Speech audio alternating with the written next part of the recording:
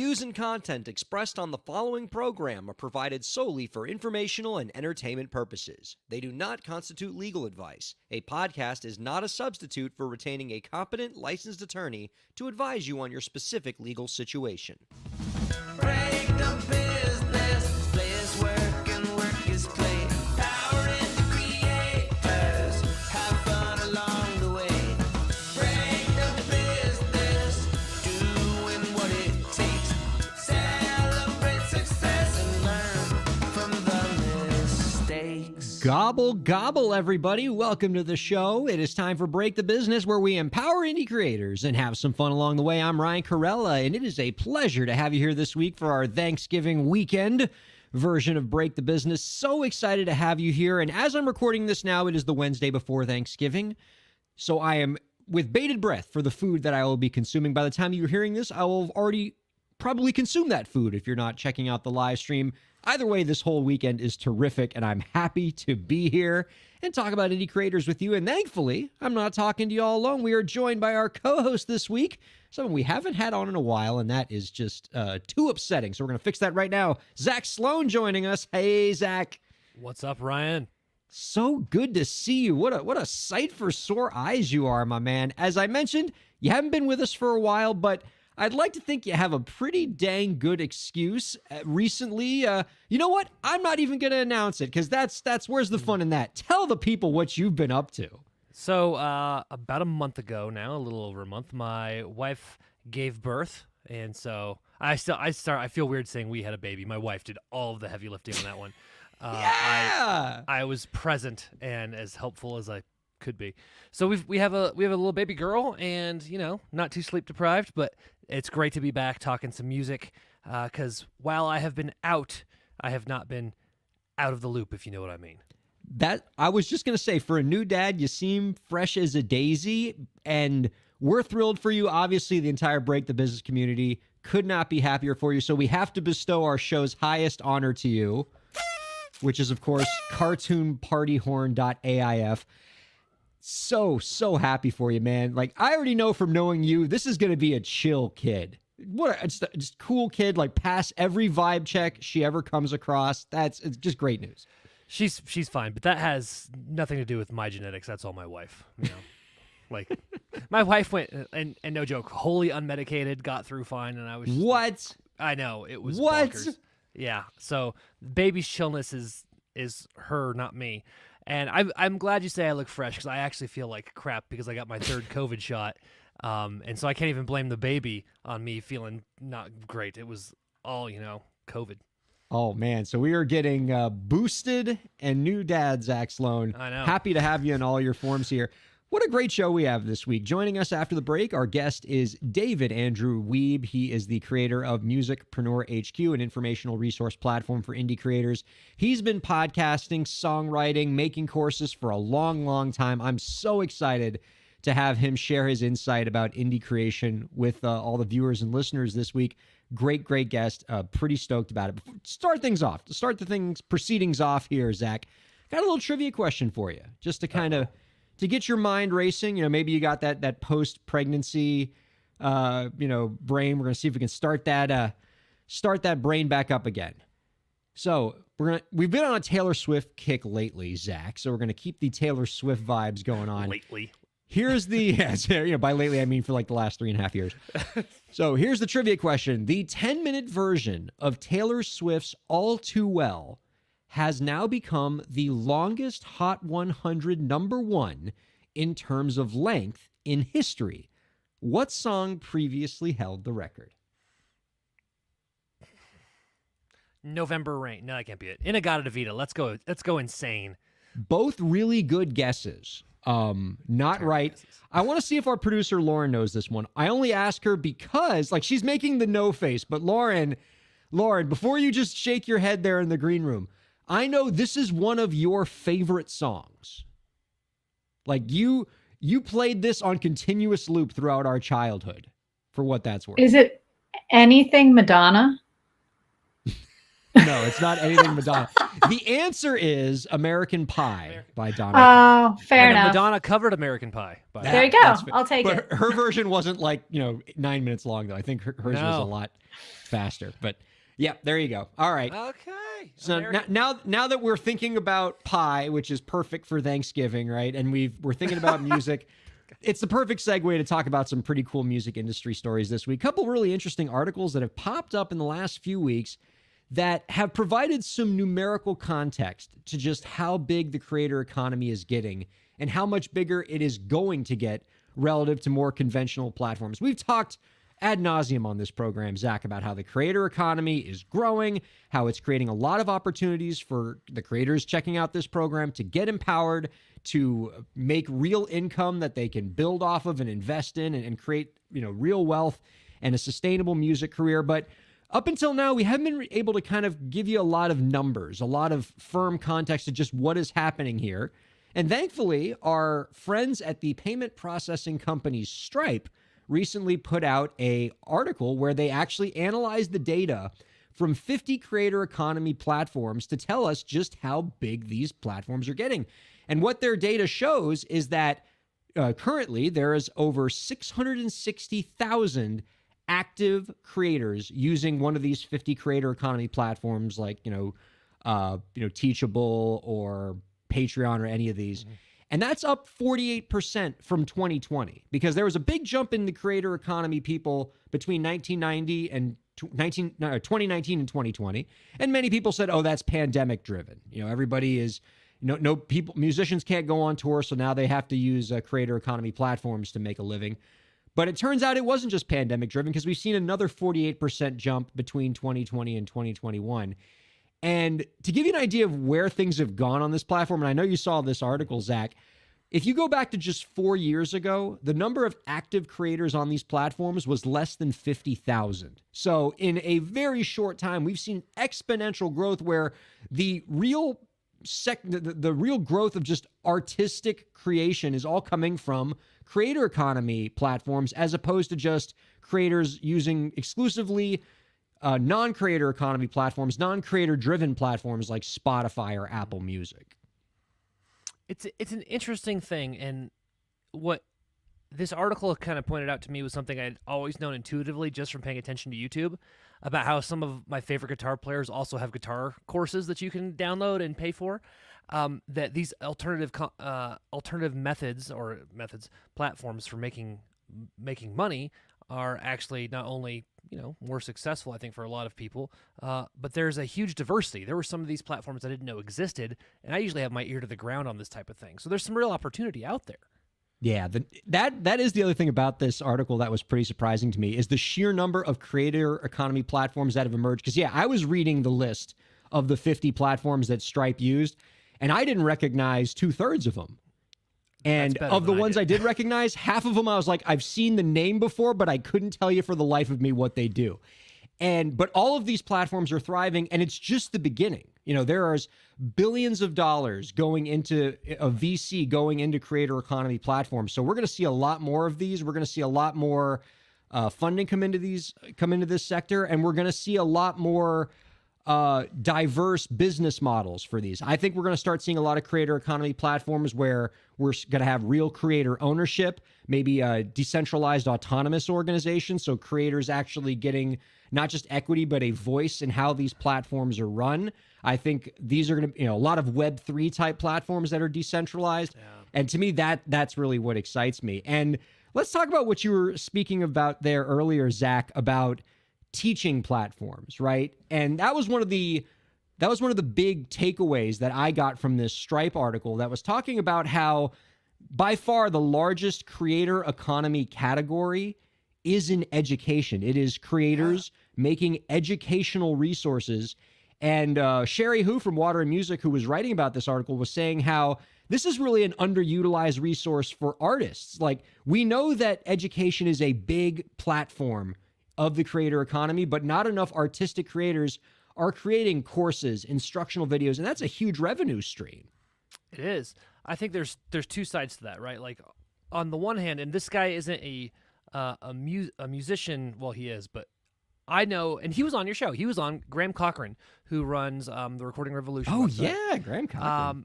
He was one of the first people that I ever really paid attention to making courses and things, and he was just doing it from his website based from YouTube, and then over the years, his business has grown substantially, and I think about the success he had in a pre-teachable world where you really had to go out of your way to find him, and now that there is a place where you can create things and people are going nowhere to go to look for it, I think that the push is that's really good, that this is allowing people to get to what they need and people can make it. But the pull, I'm afraid of, is it doesn't saturate the market.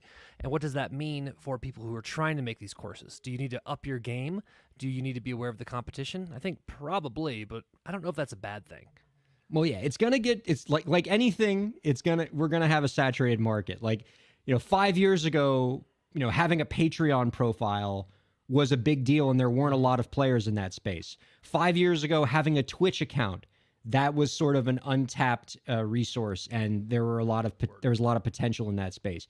And courses are going to be the same thing. So what that's telling, what I'm inferring from that in terms of the lesson for creators is get into this now before it becomes saturated. Because, every creator, by virtue of being a creator, you are knowledgeable of some aspect of creating, whether it's playing instruments, whether it's production, whether it's coaching, whether it's public speaking, or just whatever you're skilled at.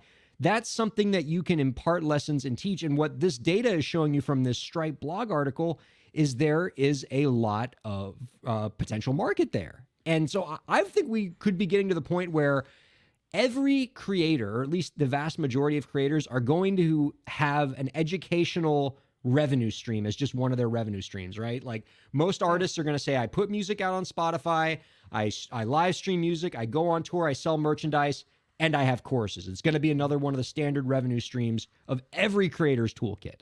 I'll tell you what, if Hailstorm right now, one of my favorite bands of all time, would get on Teachable and be like, we're going to teach you how to play the latest album, and just their guitar player would sit down and just show you how to play the whole thing, I would pay for that just so I don't have to spend time learning it, by ear. I think there's a huge opportunity here for lots of musicians to not just, teach songs and things like that, but maybe work in the songwriting space, work in the production space like you talked about, or even just work in the space of something that's tangentially related to their music.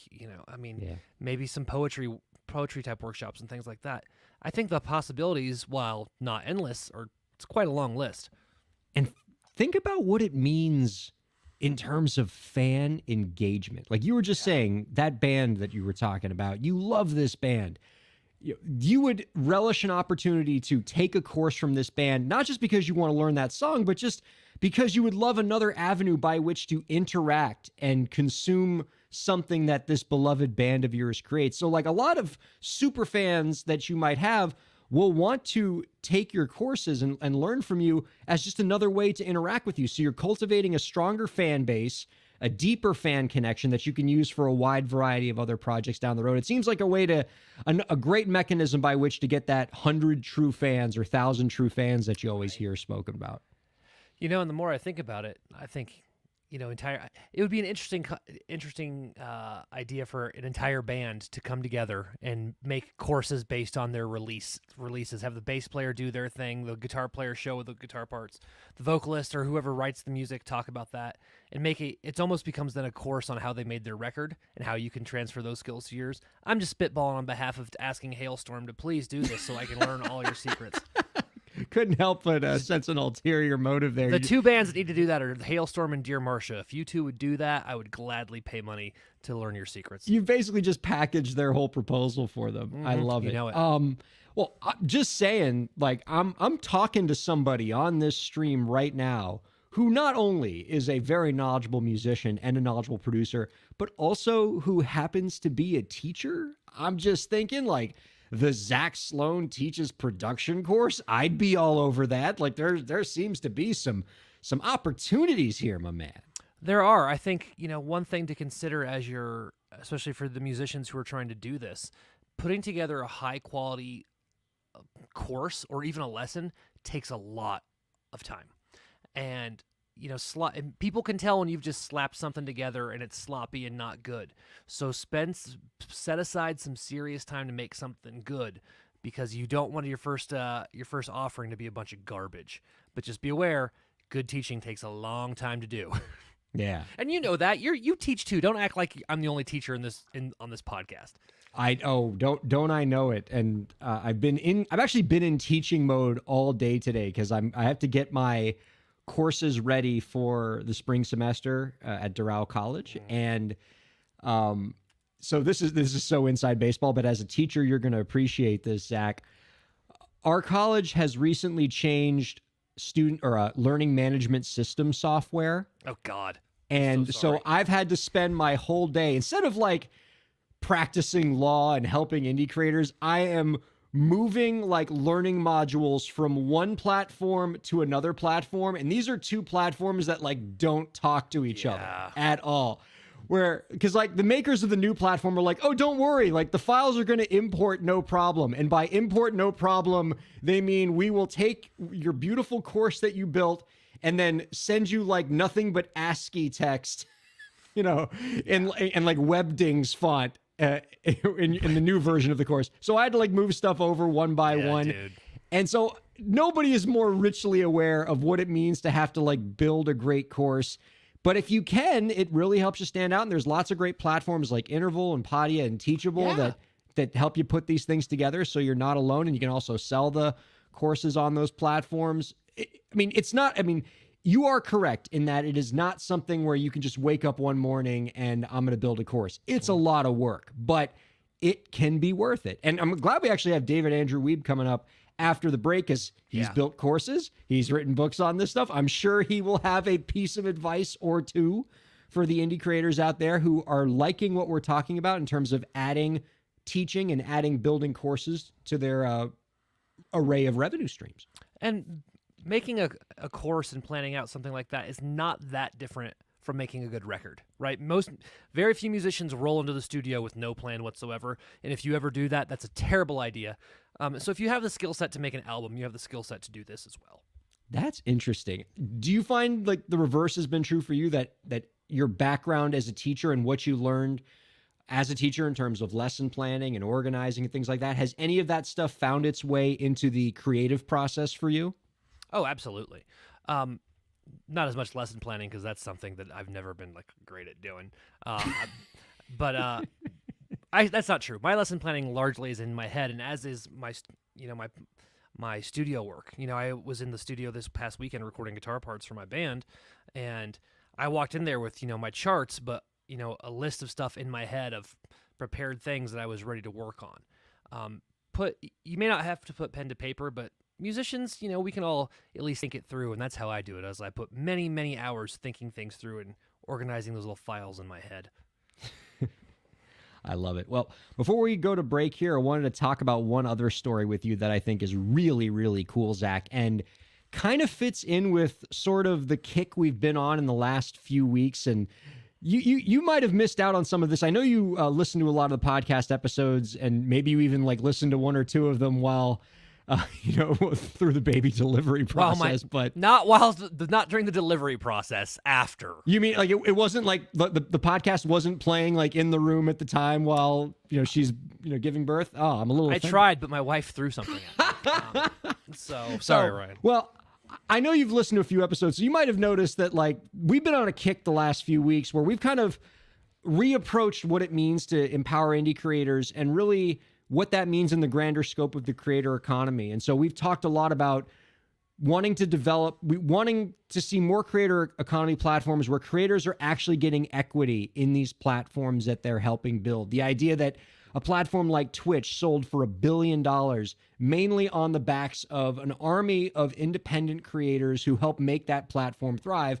Imagine if a portion of that platform's equity could have been set aside from the beginning to those creators in the same way that a startup sets aside equity for its first employees. We could have created a lot of wealth there. So but the good news is we're starting to see some instances of existing creator economy platforms wanting to get creators part of the equity. So this is from The Hollywood Reporter. Video sharing service Triller has announced that it is setting up a fund for Black creators on the platform. Participating creators will sign 1-year contracts and will be required to post 8 videos to Triller a month. And for their work, the creators will will earn $2,000 a month in cash, which is nice. But what's really cool is that they will also get $2,000 in convertible stock warrants, aka equity, in the company TrillerNet, which, as we have heard, is planning to go public soon. It's sort of, it's not a huge gesture. $2,000 is probably not going to grow into an amount of wealth that could allow these creators to, eventually retire on a private island somewhere. But the fact that creator economy platforms are even starting to have this mindset now, where they're actually associating the parting of equity to creators that make these platforms possible, sounds to me like this could be the beginning of a sea change, and that excites me. And I have three kind of thoughts on this. First of all is, you're right, it's probably not the amount of money that's going to be life-changing money. But sort of the crux of this podcast is, all your eggs shouldn't be in one basket anyway. So be doing your stuff on Triller, also be over here on Teachable or whatever platform selling some courses. Get all that together. Second, for all the people who inevitably are going to get on Twitter and be like, this is racist, shut up, you're wrong. We don't want to hear about that. Third, Triller, I think, has been one of the more interesting companies to watch as they've done marketing and things like this, because this is not their first foray into some big splashy marketing stuff before. And I'm kind of amazed that, frankly, I'm amazed that other platforms aren't picking up on this, because this seems like a really good incentive for people to head over to Triller. And I think Facebook, the only other equivalent I can think of off the top of my head is Facebook gaming, their gaming platform, for 30 seconds tried to do something similar, and it failed colossally because they didn't put enough weight behind it, in my opinion. So I really hope Triller leans into this, because I think it could be a big opportunity. Absolutely. And I'm hoping that they are going to get a lot, just a big bump from just the positive PR that something like this does, and it's going to make them want to do it more and in bigger quantities, and to really just bake it into their overall business plan, because I think this stuff does become contagious. Triller starts doing it, and then maybe ByteDance starts doing it, and then maybe some of the bigger platforms, the Amazons and the Facebooks, start to do some version of this, although it's a little tougher with those because a lot of those older platforms that have already gone public, there's not as much potential to kind of get in on the ground floor of something that could potentially become huge. That being said, if Facebook ever wants to give Facebook stock to indie creators, I ain't going to stop them. Right. All right. Going to take a quick break here, and then we will be joined by David Andrew Wiebe. Don't go anywhere. Got lots of great fun coming up here on Break the Business. Ryan Kairalla here. I hope you're enjoying the show, and I hope that you're getting a lot out of it. I do what I do because I care about creators like you. A lot. I've dedicated my career to helping creative professionals, entrepreneurs, and organizations move forward. I do it by hosting this program, and I'm also proud to do it in my legal practice. If you're a creative professional looking for solutions-oriented legal services to help you further your goals, I'd love to help. My firm RKPA does contracts, commercial law, copyright, trademark, and more. Visit rkpalaw.com to learn more. That's rkpalaw.com. Ryan A. Kairalla, PA, Miami, Florida.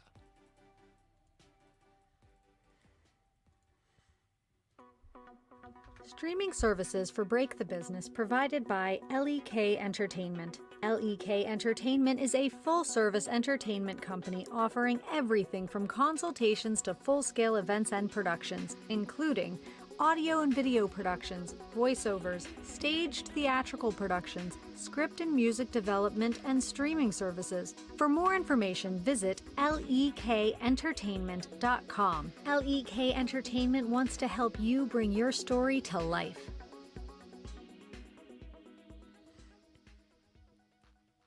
Thanks for supporting Break the Business. If you have a question or topic that you want us to discuss, email us at breakthebusiness@gmail.com. You can follow the host, that's me, on Twitter at Ryan Kair, and you can follow the show at the BTB Podcast. Be sure to subscribe to the show on Twitch, YouTube, and Facebook, and on all major podcast platforms. And now, let's get back to the show. Welcome back to Break the Business, everybody, I should say. On Facebook, I'm thinking about Thanksgiving turkey and it's messing me up. We're on Facebook Live, Twitter Live, Twitch, YouTube Live, and SiriusXM Channel 145, wherever you're checking us out. Happy to have you. Ryan Kairalla joined here with Zach Sloan. How you feeling, man? Hey, you know what? That third COVID shot's starting to really kick in, and I feel good. The way I botched that rejoin, I think I might have had my third COVID shot and don't even know it. Let's go ahead and bring out our guest this week. He is an award-winning songwriter, podcaster, and music entrepreneur who is the creator of Music Entrepreneur HQ, an informational resource platform for indie creators. You can also visit MusicEntrepreneurHQ.com to learn more about our guest's content, his Music Money Machine course, and his acclaimed book, The Music Entrepreneur Code, the latest edition of which will be coming out in 2022. We're happy to welcome David Andrew Wiebe on To Break the Business. Hello, David. Hello, Ryan. Hello, Zach. How are you? Doing so great. Happy to have you. This is going to be an absolute blast. What do you think of sort of the beginning of the conversation? I don't know how much of that you caught in the first segment about artists getting into making courses. Obviously, you have courses, Music Money Machine. You've been in that space for a long, long time. What advice do you have to creators that are interested in what we talked about in the first segment and maybe are thinking about getting started in making courses? Where do they start? I was just doing a little bit of coaching in the last couple of days with a musician, and he was starting a membership. And so it was great that he'd identified the opportunity that was actually something he was going to do. And I was excited for him. But where he was stuck was like, I'm going to release music all the time. Is that what I'm going to be stuck doing from now till eternity? And I just said, look, you can share lyrics. You can share tabs. You can share videos from your daily life. You can put together a book of pictures and snippets and thoughts and ideas. And so once we got the ball rolling, it's like, okay, so you can make acoustic versions of electric songs. You could make electric versions of acoustic songs. You could have someone remix your songs. There's just countless opportunities. And he's like, oh, this is exactly what I needed. So, I mean, that's what I see as being possible for anybody that's creating, whether it's a membership or a course. You just need someone to direct you a little bit in brainstorming ideas and speculating on possibilities, and then just bring all that all together. Oh, certainly you're an expert in that regard of just bringing all these things together. You're doing so many things in the creator economy space that my intro, in fact, didn't even mention your popular podcast, the New Music Industry Podcast, because I think if I mentioned everything that you did in my intro, it would take 45 minutes. And then, we can only be on Sirius XM for an hour, so we have to kind of keep things tight, But on that podcast, you had mentioned that you were talking about what you called the number one thing getting in the way of artists creating an income in music. What is that number one thing? Oh, the number one thing, I'm pretty sure I framed it as being not distraction and not fear, but it was kind of like a form of fear that we sometimes experience. And as artists, obviously, there's a lot of different things we could be afraid of, right? We could be afraid of rejection and other things. Actually, what it is we procrastinate, so we do busy work. Busy work is the number one thing that gets in the way of us succeeding as artists. And so we all have the same 24 hours in a day, and people often say, I just wish I had more time. And I think we can all resonate with that, right? It's like if I had more, but for me, it's like if I had more energy, then I could stay up longer and do more work. But either way, whether it's time or energy, it's all about what you're putting your time and energy into. We have to prioritize and figure out where we can have the highest impact in our work. And so this busy work, we all have to do some administrative work. We all have to do a little bit of bookkeeping and all that kind of stuff. That's important.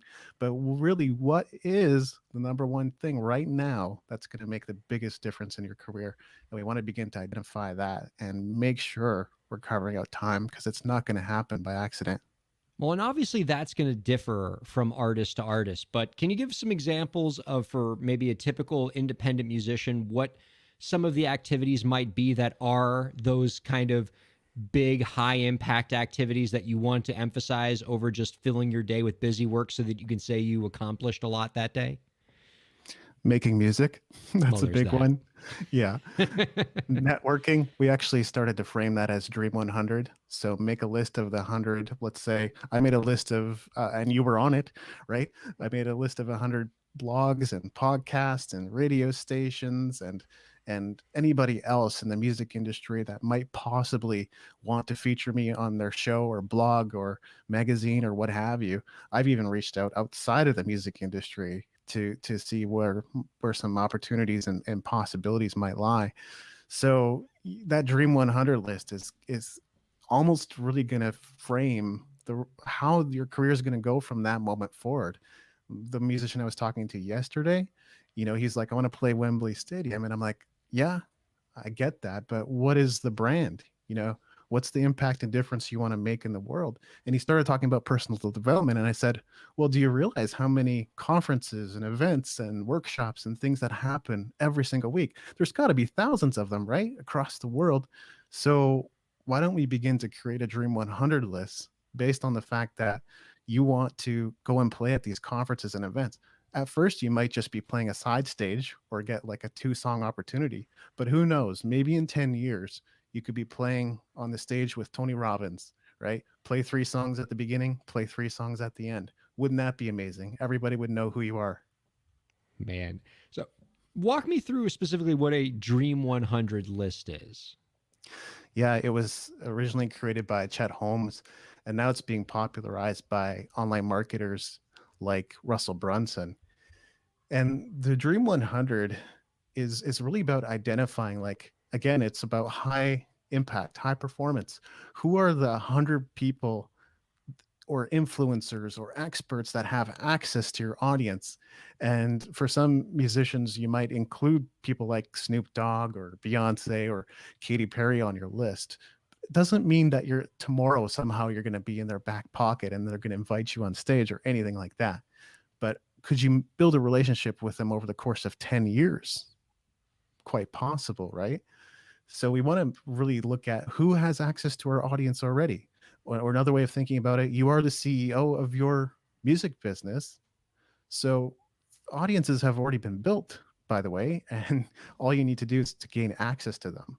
So you need to look at who has your audience and then begin building relationships with them. You might send them gifts. You might start following them on their blog or their podcast or their YouTube channel. Sign up for their email list. Buy their products. That's going to start getting their attention for sure. Man, Zach, this is fascinating. Like we often talk about goal setting on this program, and obviously most people will define setting goals by tasks to complete. Big ones, small ones. You set a big goal, you have intermediate goals. But here's another way to kind of conceptualize goal setting that I really dig, which is not defining it just by tasks completed, but defining it by relationships built, connections made, because obviously those connections can lead to opportunities, can lead to the different audiences that these connections have. And if you define it by relationships, it actually, as far as I'm concerned, incentivizes a creator to put themselves out there, to actually get out into the world, either physically or virtually, and not just kind of stay in their own little home doing busy work. What do you think of this, Zach? That's pretty cool. I think it's I'm actually a little jealous I didn't come up with this. I know, that's so clever. Right, because there have been lots of times where I have occupied a day doing stuff and I've regretted it, but I have never regretted building a relationship. And, and that's like one of the things that I kind of miss about music conferences is going and meeting a lot of people, right? I don't know if the panels were always the most useful thing for me, but meeting all the people there. And so what you're saying, David, makes a heck of a lot of sense. And I think oftentimes I see musicians who are a little reticent to go out and do this networking stuff. What are some ways that we can improve on doing this type of work? Yeah. I mean, for me, I just started by being way more conscious of the content I was consuming. So if I was on a blog and I enjoyed the blog post and I had something to add to it, I would leave a comment. And that just carried over everywhere, whether it was a podcast or a social media post. If there was something that I was interested in and wanted to get into conversation, it really felt like I had something valuable to add to that conversation. That's what I did. And, people still often talk about, let's get into forums and message boards. Well, that's how it really works. You don't just show up and drop your links. You actually engage in the conversation, add some value, and then people start to wonder who you are and want to connect with you. So I feel like that's an easy place. Even if you're a complete introvert, could you think of something intelligent or valuable to say? And I think for most people, that's gonna be yes. It's just getting in the habit. When you talk about forums, Oh, sorry, go ahead. When you talk about forums, because I think of because I'm old, I think of the old Usenet forums. But today is the modern equivalent of that, like Twitter feeds, Reddit subreddits, things like that. What type of forums are you referencing? Yeah, and that was sort of an old school marketing technique that I was referencing, but that isn't to say they don't still exist. Right. I have a community that's called Elite Players All Access Pass. We have a forum on the inside. It's a members only forum.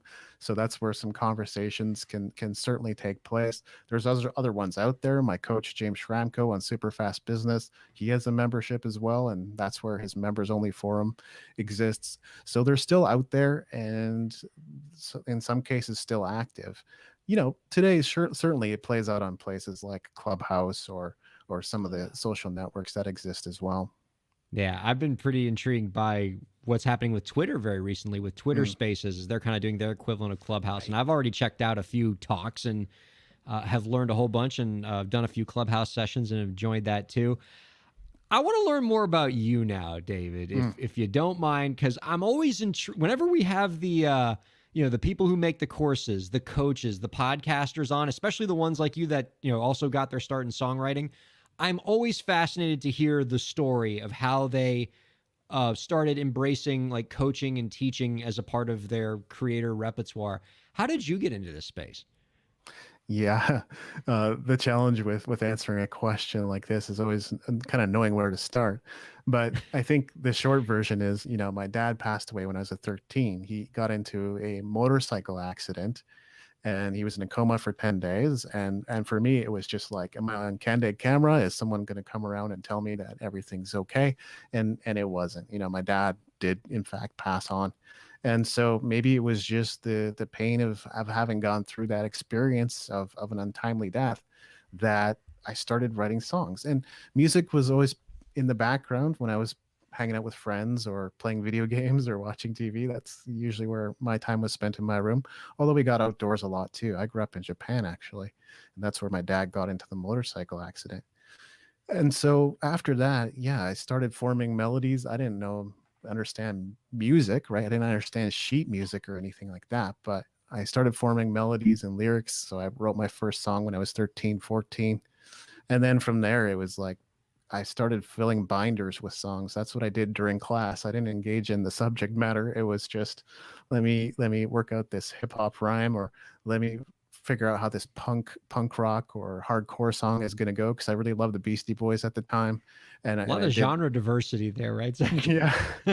And so that's what I did for the final year in junior high and the last years of high school. And then at 17, I saw my friend play guitar at a camp, and that made me go, wow, like you can play Blink-182 and Matchbox 20, whatever was popular at the time. You can actually do that. And so that made me really want to pick up my guitar, because I had a guitar sitting in my closet. So those are some of the inception, the origin story of it. So from songwriting into Music Entrepreneur HQ, the courses, the books, the podcast, what got you into that sector of the industry? Yeah, that's a brilliant question as well. So I got into network marketing in 2011. And what it really did was it caused me to look at my music career in a whole different way. There was aspects of the network marketing that I was somewhat attracted to as well, like the idea of wealth and freedom. Who doesn't want that, right? But it's funny how like when we were assimilating information, most of the time we're just looking for things that will hopefully affirm our point of view or enhance our point of view. And so when I was at digging into these resources with network marketing and going to these conferences and events and constantly being in training with a whole swag of different things, conversations and communication, and you read 15 minutes per night and you listen to audios 30 minutes per night. And this was a habit that you expected to do every single day. And I just began to see more opportunities. I started to see that long-term mindset was important. Even after a musician of 10 years at that point, I'm embarrassed to say, I didn't really realize how important maintaining a long-term mindset and being consistent and applying myself to achieve my goals every single day, how much that would actually mattered and how much difference that was going to make. And so I really started making discoveries like that. And then that really fused for me music and entrepreneurship, and therefore it became Music Entrepreneur HQ in due course. That's so cool. And that's the story that really ties into kind of what we were talking about in the first segment about the importance of why creators should get into teaching and making courses, because to me, that's inherent with adopting a long-term mindset as an indie creator, because building courses, that's passive income, right? You create the course once and people can continue to consume it. You'll make updates here and there, but creating art in a lot of ways can be a short-term mindset because you always have to be out there performing unless you create a massive hit song that makes you rich for the rest of your life. But for the most part, it's a very short-term kind of profession. But if you can also do teaching as a revenue stream and create books and other materials, that's a long-term approach. That fits in right well with what you were talking about. Absolutely. Yeah. And I was a guitar teacher of 10 years as well. So I spent quite a bit of my time and formative years there really learning the instrument myself. I think I started teaching when I was like 2.5 years into it. So Wow. I was learning a lot as I was going too, but that was a really great experience. So yeah, turning that into, like you say, knowledge assets or info products you can totally act as passive income or mailbox money. Cool. Well, let me shift gears here because you currently hold a lot of different job titles, but one job title you held in a former life was film critic. And we love the film buffs on Break the Business. And one of the questions that we love to ask the film buffs on this program, because I know it always inspires conversation, is what is your most controversial film opinion? Oh my gosh, that's going to require some serious thought, I think. Baja Beach Bums sucked. I think everyone would agree with that, though. It's not terribly controversial. Is there a movie that you reviewed where, everybody in the world thought it was great and you dumped on it, or the flip side, which is probably even better, where you were like the lone voice fighting for a masterpiece that nobody else could see but you? So here's probably the most controversial thing now that I've sparked it a little bit. So Teenage Mutant Ninja Turtles 3 is better than Teenage Mutant Ninja Turtles 2. Whoa. It's better. Whoa. I feel like I'm gonna have to go watch them both this weekend now. Yeah. My man is telling us right here on this program, on his TMNT Power Rankings, he's got Turtles in Time above Secret of the Ooze. Yes. Woo. If you watch it really carefully in Turtles 2, nothing happens. They just keep evading the attacks and pretending they don't happen. And the turtles don't draw out the weapons because it's too violent for kids, apparently. And I'm trying to remember because, it's been a long time. Was Secret of the Ooze, the second Turtle movie, is that the one that had Vanilla Ice in it? Yeah. And so admittedly, you're telling me that Turtles in Time is better than Ninja Rap? Yeah. I'm addicted to Ninja Rap as much as anybody else. That was a great moment. Campy as it was. But Turtles 3 holds up as a better movie. Wow. We asked for a controversial opinion and our man brought it. You can find out more about our guest's work at MusicEntrepreneurHQ.com. He's got the Music Money Machine course. He has the New Music Industry podcast, and he has his latest edition of the Music Entrepreneur Code, his book that's coming out in 2022. Can you tell us a little bit about that? Yeah, no, I'm excited to come out with the second edition of the Music Entrepreneur Code. It did really well for us last year, and it became an Amazon bestseller, and that was my third best-selling book, best to my knowledge. Maybe I missed out on some of the rankings there. Yeah, thank you. And the latest edition. The latest edition doesn't bring like a ton of changes, more resources, more explanation, more content, more opportunities. Yes, absolutely. The biggest thing was I felt it really important to rework the introduction. And because it's a how-to guide, and it's logical and it's straight to the point and it's as concise as I could possibly make it.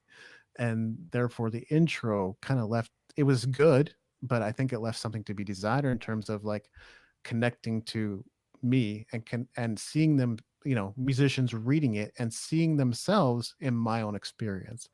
So henceforth, introductions in my book are going to contain elements of my story that artists can really relate to. And from that vantage point, begin to absorb the information that I'm sharing. So I think it's really important to create that connection up front. That's one of the big changes we made. Well, let me ask you this. As somebody who wrote a book and actually has taken the time to update it with new editions, as opposed to some book authors that are talking on this program right now. What does it mean for you to have had to update the editions of this book? Because I wrote my book 5 years ago, and it is like I might as well have written it 50 years ago because of how much the industry has changed. So, like, can you reflect on that experience, like the need that you have to constantly need to update this book because models are changing, because the industry is changing, because the market is changing? I guess I'm kind of lucky that the music entrepreneur code is mostly timeless. But what I relate to is with the new music industry. The book is the new music industry. It's called that. And now it's somewhat ironic because, like you say, it came out in 2015. And I have plans to update that one as well. It's like the New Testament at this point. Yeah.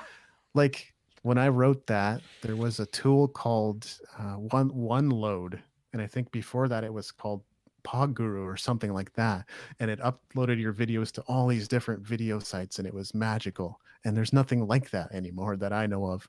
And so, yeah, I can think of multiple examples of things that don't exist, but maybe it gets people thinking in the right direction though, right? Because I was big on content distribution, still am in many ways. And so I was always looking for tools like that would allow me to share my message in as many places as possible. Yeah. I mean, like content distribution, that's an interesting, because like, yeah, my book like had a whole chapter on content distribution, talking about distribution services. But like, if I were writing this same book today, I might reserve it to a couple paragraphs, because for most indie creators out there, like, who gives a damn if you put your music on Spotify at this point and make 0.6 of a stream, when really where you should be focusing are the kind of creator economy platforms that we talked about in this first segment, or creating revenue streams in, say, like teaching, where you have like passive income, or trying to go out there, find relationships and build equity building opportunities in your career. And those are all fairly new innovations that have emerged in the last 12 to 36 months and have really just caused a fundamental shift in the industry. I mean, the stuff that we were talking about on this podcast 5 years ago versus what we talk about now is night and day. Yeah. It's really quite wild. Again, you can find out more about our guest's work by visiting MusicEntrepreneurHQ.com. David, this has been a slice of life, my man. Before we let you go and let you dig into that Thanksgiving turkey, as we're all equally excited to do, one last question. Do you have any last tips for the indie creators out there to help them move their careers forward? Oh gosh. I mean, there's so many. I think I would maybe add to just what you said with the creator economy and all these new platforms and opportunities. And I couldn't agree more. It's so great that there's so many of these now. And I would also suggest owning the race course, as my coach often suggests. Make sure you have your own platform as well, because if push comes to shove, Facebook might be gone, Clubhouse might be gone. We all know that their popularity fluctuates. Things change all the time. The one thing that you're going to be able to hold on to is your website and your email list. And, with your email list, technically, yes, the email service provider owns it, but you should still be able to back up the data frequently enough that you can hold on to that. So those are the two things you're going to own. And even in times when we have such amazing tools, it's still important to make sure that you build your home base. Right on. Yeah, those are the the pieces of real estate you can always have, no matter what happens in the creator economy out there. David, this has been a pleasure. Please don't be a stranger. We'd love to have you on again real soon. Anytime. I'll be happy All right. to. David Andrew Wiebe, everybody. Wasn't that a treat, Zach? Dude, and we didn't even get to talk about my favorite article that I've looked up on of his about mindset and playing the comparison game via social media. Little off topic, but I highly recommend, if you guys out there get on his Twitter feed and go down a little bit, there's a fantastic article titled, let me pull it up so I can, Breaking the Toxic Patterns of Trying to Be Better in Your Music Career. And it's a stellar read. And so you're saying one of the paths to ruin that you can have is getting into that social media comparison shopping, where you're looking at other people's profiles and seeing your things they're doing, and that can just make you go into a sadness spiral, which is really, like, social media is terrible at that, right? Because nobody's putting the dark stuff on social media. Like, all you're seeing is the best version of everybody, whether that's personally or professionally. And so, yeah, if you're looking at people's social media accounts, you're only seeing their good stuff, and you know about your good stuff and your bad stuff. And so Right. it can make you feel worse by comparison. So you always got to remember, you're only seeing the good stuff on their profiles, Yeah, or what and they he- want you to see. He makes a very interesting point. I think our conversation with David and that article together is like, don't waste your time on that crap. Go make some music. Yeah, there you go. Like, don't even just shut that stuff out and get to what David had already said was a high, the most high value activity you can be doing as an indie creator. Not admin stuff, not checking your social media like a crazy person, but making stuff, creating stuff, being a hyper creator. What'd you think of what he said about that list of making a list of like 100 people for you to meet and defining goal setting, not just by accomplishing tasks, but by creating relationships? That blew my mind. I think that is such a better way to handle a to-do list. Like Right? that makes a heck of a lot of sense. And like I really think about how like every major step I've made in any profession, music, law, teaching, it's always a relationship game, right? It always is. I don't know why that I'd never, cross that bridge in the music industry saying maybe I should just meet more people. Yeah. Especially because the people I have met in my music career have been the most impactful. People like you, like Cheryl B. Englehart, Suze Polinsky, Ariel Hyatt. These are people who've made a huge movement in my life, and it was because I met them. Yeah. And for the most part, like, at least I found in my life, like a surprising amount of people that you would never think would want to talk to you, like, will be willing to talk with you if you actually write them like a thoughtful message where it's not just like a spam cookie cutter thing, because people have really good BS detectors now and they know when they're getting the BS, cookie cutter email. But when you write something thoughtful and heartfelt and personalized, you'll get a lot of yeses in terms of like a 15-minute Zoom call or something. Laura Allen, another guest on your show, gave me an hour of her time because I reached out with a personalized message to her. I think you're dead on. By the way, and in your book, I'm going to say I love this in your book because you were bagging on your own book, and I'll have none of that, sir.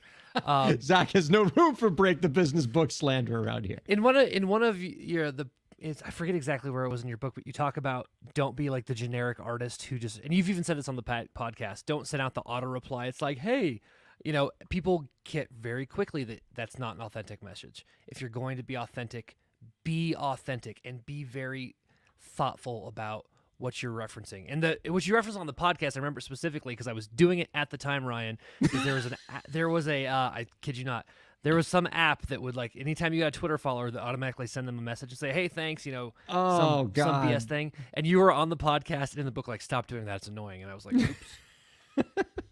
And I got rid of it. And guess what? I wound up with more Twitter followers. So, Well, there you go. But again, I think the real source of you having more Twitter followers, as I've said before, you're the nicest follow on Twitter. So, that is a title you will have forever and ever.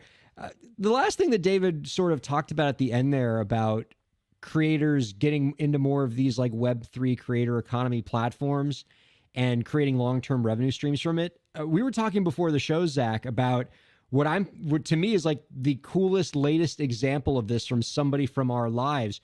Jonathan Mann, who wrote the theme song to Break the Business that y'all heard at the beginning of the program. He's been on the show before. He's the Guinness World Record holder for most consecutive days writing a song. For those of you who aren't up to speed on what he's doing, this is so cool in terms of like creator economy stuff.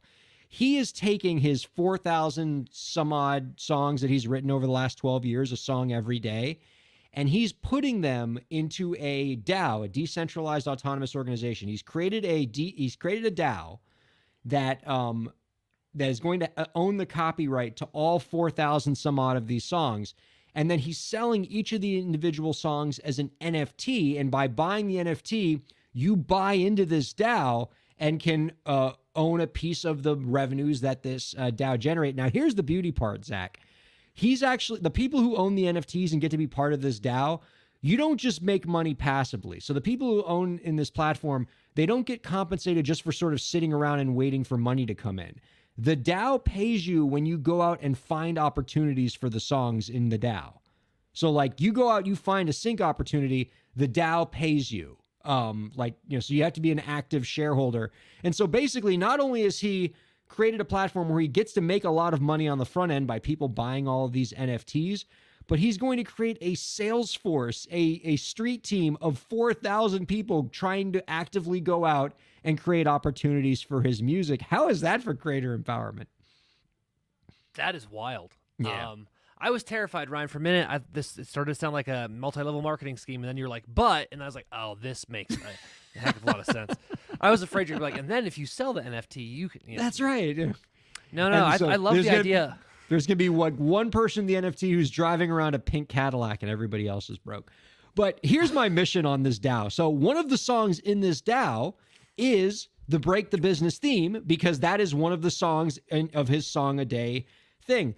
We need to buy this NFT. I cannot live in a world where somebody else owns the Break the Business theme song NFT. So I got to get on an email with Jonathan or something and make sure that he sets that one aside for us. You better get it, or else you're going to be in a Taylor Swift situation. I brought it back where you have to record a cover of your song so that you can do that. I just realized there's probably a considerable number of people who watch or listen to this program. If you're within the sound of my voice, don't you buy that NFT. I will come after you. There was part of me that was like Metal Dave, if you're out there. Yeah, he'll do it too. Get it, Metal Dave. Oh my God, he would lord it over me all the time. Do it. He would get the flash drive that holds the data for the NFT and frame it and put it up on his wall and take pictures of it and send them to me. Oh my God, he would totally do that. Oh, Metal Dave, do it. No, we have to get that. All right. Oh my God. Okay. Happy Thanksgiving, by the way, Zach. You got some cool plans ahead for that? Gonna go take the baby down to the in-laws and hang out, and it's gonna be no groaning. My in-laws are actually dope, so if all you fans out there, I won the in-law lottery. It's gonna be a good time. Nice. Oh, that's fabulous, my man. I hope that you and your wonderful wife and your fantastic baby have a wonderful, wonderful Thanksgiving. Eat lots of whatever food it is you like to consume on that day. And I promise to do the same. And I really appreciate you hanging out with us this week, man. Hey, give the studio dog some pets, would you? Of course, of course. Molly is actually not too far, just outside the door. I couldn't let her in because you might have actually picked some of this up on the mic. There are neighbors just outside my window making a considerable amount of noise. And I know that if she's in the room too, she will bark right alongside them, and that'll definitely pick up on the mic and ruin our Thanksgiving Day spectacular here today. Well, happy Thanksgiving, Ryan. Happy Thanksgiving, producer Lauren. Happy Thanksgiving, Molly. You guys have a good one. We'll see you next time.